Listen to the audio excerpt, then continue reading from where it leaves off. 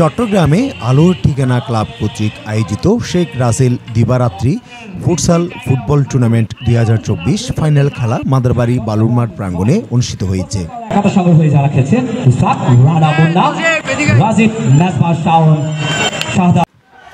এতে প্রধান অতিথি ছিলেন সাবেক মেয়র চট্টগ্রাম জেলা ক্রীড়া সংস্থার সাধারণ সম্পাদক আজম নাসির উদ্দিন।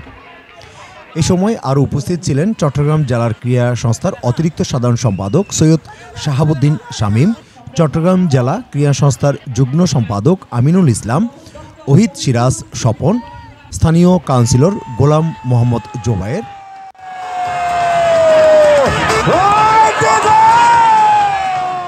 এ সময় আজম নাসির বলেন, যুব সমাজকে মাদক থেকে দূরে রাখতে খেলাধুলার বিকল্প নেই।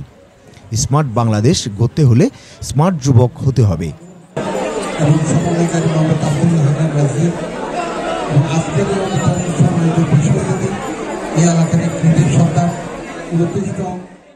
উক্ত খেলায় বায়াতুল জান্নাত একাদশ টাইব্রেকারে পোস্তার পার একাদশকে পরাজিত করে চ্যাম্পিয়ন হওয়ার গৌরব অর্জন করে।